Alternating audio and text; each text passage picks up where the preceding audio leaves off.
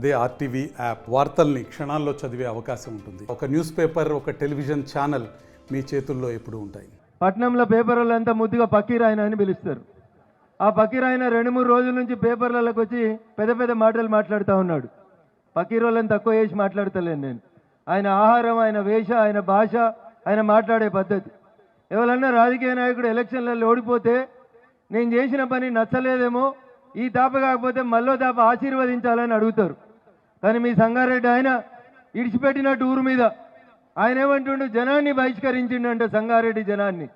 మళ్ళీ ఎప్పుడన్నా సంగారెడ్డికి వస్తే అడగాల మనం 20 ఏళ్ళ కూడా చూస్తున్నాం ఆ ముఖాన్ని. ఏం తెచ్చింది సంగారెడ్డికి అని ఒకసారి అడగాలి. ఏ ముఖ్యమంత్రి ఉన్నా దసరా పండుగ నాడు పిలిచి మీటింగ్ పెట్టి పోలీసు వాళ్ళని అందరినీ ఇబ్బంది పెట్టి దసరా పండుగ చేసుకోకుండా చేసిండు తప్ప సంగారెడ్డికి ఏం చేయలేదు ఆయన. ఆయన వచ్చి బండి సంజయ్ ఏం చేస్తున్నాడు, కిషన్ రెడ్డి ఏం చేస్తున్నాడు, బీజేపీలతో ఏమవుతుంది అని అడుగుతున్నాడు. బీజేపీలతో ఏమైంది?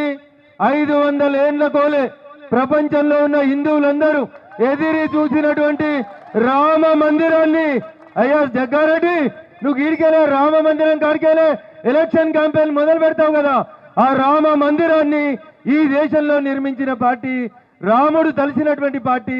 మొన్న నరేంద్ర మోడీ గారు చెప్పినట్టు ఆ దేవుడే నాకు ఈ గుడి కట్టడానికి అవకాశం ఇచ్చిండని భారతీయ జనతా పార్టీ నరేంద్రుడి నాయకత్వంలో గుడి కట్టి చూపించింది. బీజేపీ వాళ్ళు, బీఆర్ఎస్ వాళ్ళు పొత్తు. రేవంత్ రెడ్డి కూడా శుద్ధపూస లెక్క మాట్లాడుతున్నాడు. నిన్న చెప్తాడు ముఖ్యమంత్రి, బీజేపీ వాళ్ళు 10 చేస్తారట, బీఆర్ఎస్ వాళ్ళు 7 చేస్తారట. నేను అడుగుతున్నా మా మీడియా మిత్రుల ద్వారా ముఖ్యమంత్రి గారిని, అయ్యా నువ్వు Congress party అధ్యక్షునివా, BRS party అధ్యక్షునివా, Bharatiya Janata party అధ్యక్షునివా? నీకెట్లా తెలుసు? బీజేపీకి బీఆర్ఎస్కు పొత్తు అయితే తెలిస్తే బీజేపీ వాడికి తెలవాలి, తెలిస్తే బీఆర్ఎస్ వానికి తెలవాలి. కానీ మధ్యలో కాంగ్రెస్ ప్రదేశ్ అధ్యక్షుడు, ఈ రాష్ట్ర ముఖ్యమంత్రి వచ్చి ఒకటే పని పెట్టుకున్నారు. అసెంబ్లీ ఎన్నికల ముందు ఎట్లయితే Bharatiya Janata party, TRS party కలిసిపోయినాయని ప్రచారం చేసి కాంగ్రెస్ పార్టీ అధికారంలోకి వచ్చిందో, అట్లే ఇప్పుడు కూడా పార్లమెంట్ ఎన్నికలలో తెలంగాణలో 17కు 17 పార్లమెంట్ స్థానాలు గెలిచే సత్తా ఉన్నటువంటి పార్టీ భారతీయ జనతా పార్టీ అని తెలిసి 17కు 17 మేమే గెలుస్తామని తెలిసి ఎట్లా తప్పించుకోవాలని చెప్పడానికి బట్టగలిసి మీదేసే కార్యక్రమం బీజేపీ బీఆర్ఎస్ ఒకటవుతుంది. ఎందుకైతుంది బీజేపీ బీఆర్ఎస్? ఎప్పుడన్నా బీజేపీ బీఆర్ఎస్ కలిసి పోటీ చేసిన జగ్గారెడ్డి గారు, రేవంత్ రెడ్డి గారు ఒకసారి సమాధానం చెప్పాలి. 2004లో కాంగ్రెస్ టీఆర్ఎస్ పొత్తు పెట్టుకున్నాయి. ఈ రాష్ట్రంలో కలిసి పోటీ చేసిండ్రు, కేంద్రంలో మంత్రులుగా కలిసి పనిచేసిండ్రు. ఇది మీ చరిత్ర. చంద్రశేఖరరావు గారు అక్కడ మంత్రిగా ఉన్నారు, ఇక్కడ హరీష్ రావు గారు ఇతర మంత్రులు ఉన్నారు. ఒక్కసారి మనం యాద్ చేసుకోవాలి, భారతీయ జనతా పార్టీ ఏ రోజు కూడా బీఆర్ఎస్ తో కలిసి పనిచేయలేదు. కానీ దురదృష్టం, నిజం నిద్ర లేచేసరికి అబద్ధం ప్రపంచాన్ని చుట్టొచ్చిందన్నట్టు రోజు పొద్దున్న లేచి కారు కమలం ఒకటైందని అబద్ధ ప్రచారం చేయడం వల్ల అసెంబ్లీ ఎన్నికలలో మాకు కొంచెం ఇబ్బంది కలిగినటువంటి మాట వాస్తవం. నేను మళ్ళీ చెప్తా ఉన్నాం, మా రాష్ట్ర నాయకత్వం అంతా క్లియర్గా చెప్పింది, తెలంగాణలో 17 స్థానాల్లో భారతీయ జనతా పార్టీ ఒంటరిగా పోటీ చేస్తుంది, మాకెవరితో ఎట్లాంటి పొత్తు ఉండాల్సినటువంటి అవసరం లేదనేది స్పష్టం.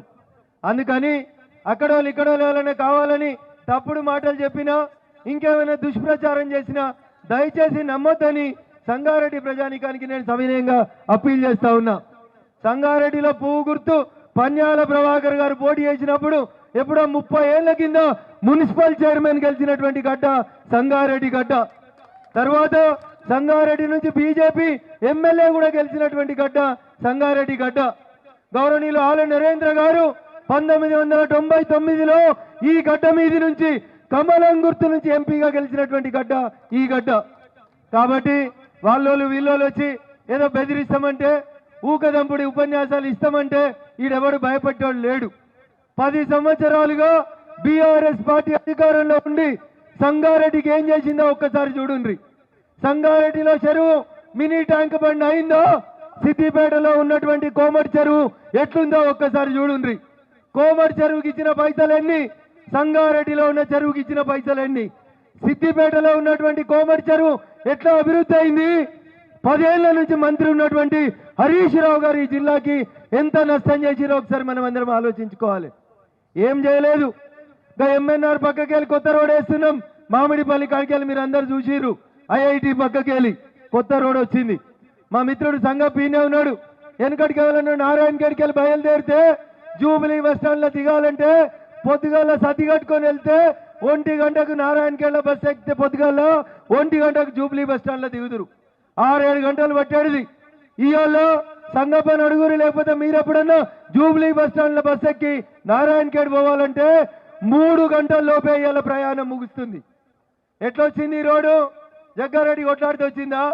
విజయపాల్ రెడ్డి గారో భూపాల్ రెడ్డి గారో కొట్లాడితే వచ్చిందా? నరేంద్ర మోడీ గారు సబ్కా సాత్ సబ్కా వికాస్ అని నారాయణఖేడ్ ప్రాంతం వెనుకబడ్డది ఈ జిల్లాలో బాగుపడాలంటే దానికి మంచి నేషనల్ హైవే ఇవ్వాలని ఇచ్చినటువంటి నాయకుడు నరేంద్ర మోడీ గారు. మీకు అందరికీ తెలుసు, సంగారెడ్డి చౌరస్తా నుంచి పట్నం దాకా ఎంత కోసుంటుందో మీకు తెలుసు. పోయిన అసెంబ్లీలో నేను కూడా ఉన్నా. అప్పుడు మీ సంగారెడ్డికి వెళ్ళి ఎమ్మెల్యే ఉన్నా. జగ్గారెడ్డి పెద్ద పెద్ద మాటలు చెప్పిండు.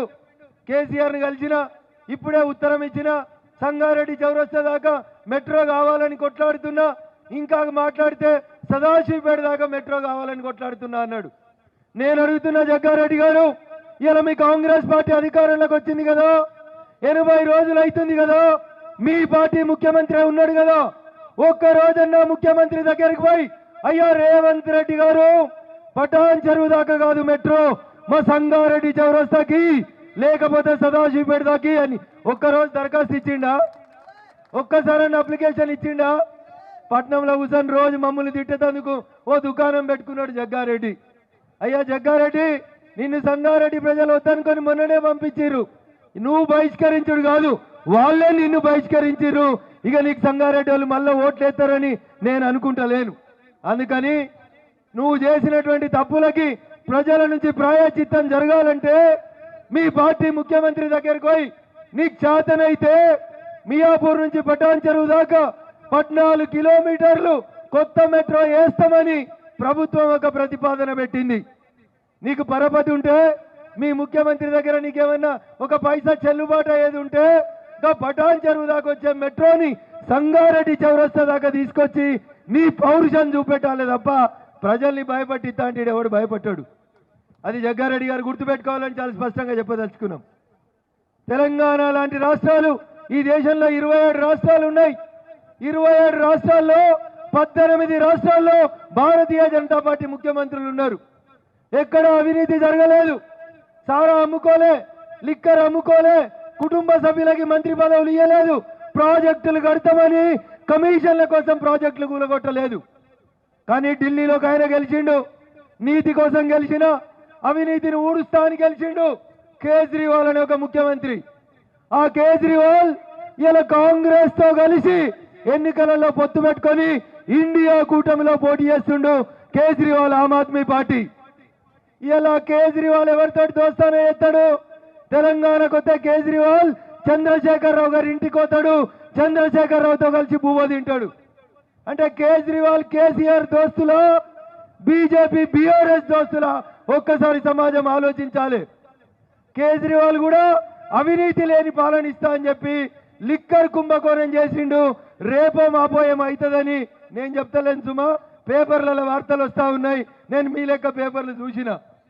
కేజ్రీవాల్ దోస్తు ఎవరు? ఇక్కడ కేసీఆర్ గారు కేజ్రీవాల్ గారు దోస్తు. కేజ్రీవాల్ ఎక్కడ ఉన్నాడు? ఇండియా కూటమిలో ఉన్నాడు. ఇండియా కూటమిని నడిపించేది ఎవరు? కాంగ్రెస్ పార్టీ. అంటే కాంగ్రెస్, కేజ్రీవాల్, కేసీఆర్ వీళ్ళంతా కలిసి పనిచేస్తుంటే ఈడ కూర్చున్న రేవంత్ రెడ్డి ఏమంటుండు? బీజేపీ బీఆర్ఎస్ ఒక్కటి, బీజేపీ బీఆర్ఎస్ ఒక్కటి. రోజు ఇదే రాయినరని పేపర్ వాళ్ళకి, టీవీలకి ఎజెండా ఇస్తున్నాడు. అందుకనే నేను మీ ద్వారా సంగారెడ్డి నుంచి రేవంత్ రెడ్డి గారిని అడగదలుచుకున్నా, కేజ్రీవాల్ గారు ఇండియా కూటమిలో ఉన్నాడా లేడా? ఉన్నట్టయితే కేజ్రీవాల్కి కేసీఆర్ గారికి మధ్యనున్న అది అక్రమ సంబంధమా సక్రమ సంబంధమా నాకు తెలియదు. ఇండియా కూటమిలో కేజ్రీవాల్ ఉంటే కేజ్రీవాల్ దోస్తు కేసీఆర్ అయితే కేసీఆర్ టిఆర్ఎస్ పార్టీ లేదా బీఆర్ఎస్ పార్టీ కాంగ్రెస్ తోటి కలిసి ఉందా, బీజేపీ తోటి కలిసిందా? ఒకసారి ప్రజలారా ఆలోచించాలి. గవేదో అమ్మే దాంట్లో మనందరితోటి బతుకమ్మలు ఆడిచ్చిర్రు, మనం కూడా నమ్మినాం. బతుకమ్మ మన సాంప్రదాయం, మన పండుగ. చెల్లె బతుకమ్మ ఆడుతుందంటే మంచిగా ఉంది అనుకున్నాం. చెల్లె బతుకమ్మలు బంద్ చేసింది. ఏం ఆడుతుందో మా అక్కయ్యలకు అందరికీ తెలుసు. ఢిల్లీకో ఏం చేసిందో మనం అందరం చూసినాం. అది కోర్టులు ఉంది కాబట్టి మనం దాని గురించి మాట్లాడొద్దు. పెద్ద కోర్టు సుప్రీంకోర్టు చూస్తుంది కాబట్టి ప్రజలారా ఆలోచించుండ్రి. చెల్లె చూస్తే మంచిగా ఉంది, బతుకమ్మ ఆడితే మంచిగా ఉండంటే చెల్లె ఢిల్లీలో పోయి ఇంకో దందా చేస్తూ ఉంది. అందుకని ప్రజలారా ఆలోచించుండ్రి. ఆ దందాలో ఉన్నది కేజ్రీవాల్, ఆ దందాలో ఉన్నది కేసీఆర్ కుటుంబం. ఈ రెండు పార్టీలు కూడా ఇండియా కూటమిలో భాగస్వామి ఉన్నాయి తప్ప నరేంద్ర మోడీ గారు ఏ రోజు కూడా దొంగలకు సర్దిగట్టం, అవినీతి పరులను వదిలిపెట్టం. ఏడ దాక్కున్నా, ఏ ఫామ్ హౌస్ లో దాక్కున్నా, కాశ్మీర్ కోయి లోయలో దాక్కున్నా, తప్పు చేసిన ప్రతి ఒక్కరిని ఖచ్చితంగా శ్రీకృష్ణ జన్మస్థానానికి పంపిస్తుంది భారతీయ జనతా పార్టీ అని ఈ సందర్భంగా మీకు అందరికి తెలియజేస్తా ఉన్నా. ఇందాక మా సోదరి మాట్లాడుతూ చెప్పింది 500 సంవత్సరాల కల ఈ దేశంలో ప్రపంచంలో ఉన్నటువంటి హిందువులందరి ఆకాంక్ష రామ మందిర నిర్మాణం. రామ మందిర నిర్మాణం కానీ, ఆర్టికల్ 370 విషయంలో కానీ, లేదా త్రిబుల్ తలాక్ విషయంలో కానీ నరేంద్ర మోడీ గారు తీసుకున్నటువంటి నిర్ణయాన్ని ఈ దేశంలో ఉన్న సబ్బన్న వర్ణాలు స్వాగతించినాయి. అందుకనే ఈరోజు జమ్మూ కాశ్మీర్ ప్రపంచానికి ఒక గొప్ప టూరిస్ట్ స్పాట్ గా ఎదగబోతుంది అనేది మీరందరూ కూడా గుర్తుంచుకోవాలి దయచేసి. అందుకని ప్రపంచంలో ఉన్న అన్ని సర్వేలు ఆఖరికి ఇలా పొద్దుగాల కొత్త సర్వే వచ్చింది. ఆ సర్వే కూడా 400 సీట్లతోటి ఫిర్ ఏక్ బార్ మోడీ సర్కార్ అని చెప్తా ఉంది, ప్రపంచమంతా ఘోషిస్తుంది. వచ్చే 400 ఎంపీలలో మెదక్ ఎంపీ కాషాయం జెండాకు సంబంధించిన ఎంపీ ఉండాలో వద్దా? తప్పుడు సరిగా పోతలేదే. జగ్గారెడ్డి కినబడాలి పాపం, ఏ ఓటర్లు ఉన్నాడు జర గట్టిగా చెప్పాలి. 400 ఎంపీలలో మెదక్ ఎంపీ కాషాయం జెండా ఉండాలో జర గట్టిగా చెప్పాలి. జై శ్రీరామ్. అక్క మొన్న అక్షంతలో తీసుకుంటారు కదా, పూజ మంచిగా చేస్తారు కదా, మరి జర గట్టిగా చెప్పుర్రి. జై శ్రీరామ్, జై శ్రీరామ్. కమలం గుర్తుకే నరేంద్ర మోడీ గారి నాయకత్వం. మరిన్ని వీడియోస్ కోసం ఛానల్ ని సబ్స్క్రైబ్ చేయండి. లేటెస్ట్ అప్డేట్స్ కోసం వాట్సాప్ ఛానల్ ని ఫాలో చేయండి. అండ్ లింక్ డిస్క్రిప్షన్ లో ఉంది.